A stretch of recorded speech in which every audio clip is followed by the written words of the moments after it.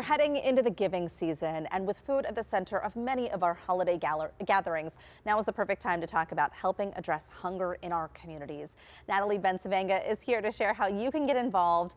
And Natalie, I mean, truly, the numbers are startling, especially for our area. We're talking about 1 in every 5 people here in Pittsburgh. Yeah, and it's kind of outrageous when you think about that, because we have so much food, which is why I wanted to do this particular segment. But it's 60,000 residents here in Pittsburgh that are food insecure. And when we're talking about food insecurity, we're talking about food that isn't healthy, adequate, or culturally appropriate. So this isn't even just can't put food on the table. It's Right. sometimes even can't put the right food Exactly. on the table. Exactly. And so I think when we start to expand our minds around what food insecurity means, we can also recognize its economic impact to the tune of $3.2 billion. That's the toll it takes on public health, education, and economic outcomes. So this isn't just an individual's problem, right? This is truly a collective problem, but there's a lot of good solutions out there. All right, so let's talk about some of the ways that you can help. Yes.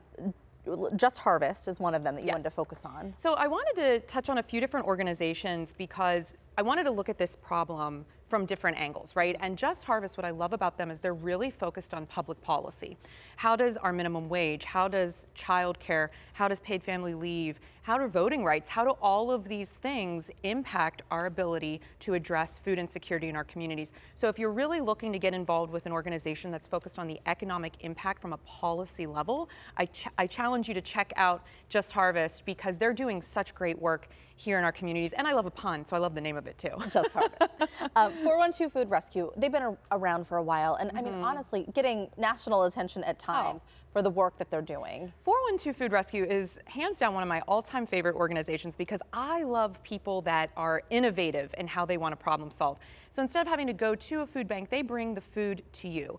And they have rescued millions of pounds of perfectly edible food. And in fact, 40% of edible food in the United States goes to waste. So that when you think about that, and then you think of how many Pittsburghers are food insecure, an organization like this, they're really sort of filling in the gaps. And so you can become a food rescue hero. And I like to think of it as like Uber for food rescue. What I truly love about that is, yes, the food pantries exist, but Yeah. getting to them, oftentimes if you don't have money to put food on the table, right. you sometimes don't have money for gas. That's right. Or bus transportation or whatever you might need. So even getting there can be a problem. And when you think about that, that goes back to Just Harvest. So if we want more policy that makes public transportation more accessible, you're starting to see how all of these things really go hand in hand. They really do. Community Kitchen Pittsburgh. You know, another part of the puzzle here is who's going to help us create the meals, handle the food. And so what I love about this organization based in Hazelwood is they're focused on workforce development with people that may have been out of the workforce for a while, or perhaps there's barriers to entry for them in the workforce. So we're putting people to work, we're paying them above entry-level salaries to create healthy meals, to create food kits, to support the communities of Hazelwood. They also work with the Greater Pittsburgh Food Bank and, of course, 412 Food Rescue. So any of these organizations, once you support one, you're really helping to support all of them. Was there anything in just looking into some of these organizations that really shocked you? I mean, because I think when we talk about food insecurity too, we oftentimes think about people who may not have the money, but this is families, children. Yes. When we're thinking about this issue, I think what we're not connecting the dots is how much more expensive groceries. I mean, hello, we both shop for our families, right? Yes. I know I've been putting things back going, okay, not this time, that's not on sale today. Right. So if we're being impacted, I start to think of all of my neighbors in need. I start to think of vulnerable communities that we want to center with policy that's going to make great change. And today is today to go exercise your right to vote. So if these kind of issues,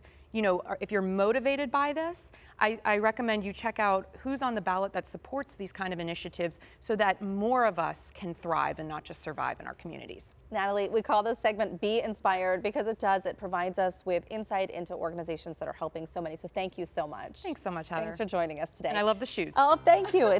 They're my voting shoes. We're going to have more information about the organizations Natalie talked about on our website. And of course, if you're looking to help out families in need on Thanksgiving, you can donate to our KDKA TV Turkey Fund. You can mail a donation or drop off at a PNC Bank branch where it can be matched. You can also text KD Turkey to 50155 or donate online. The link is on your screen right now. Still to come on Talk Pittsburgh, a common trait of technology nowadays is the presence of the female voice assistant. What's the reason for it? We're talking about it during the 3 o'clock drop next.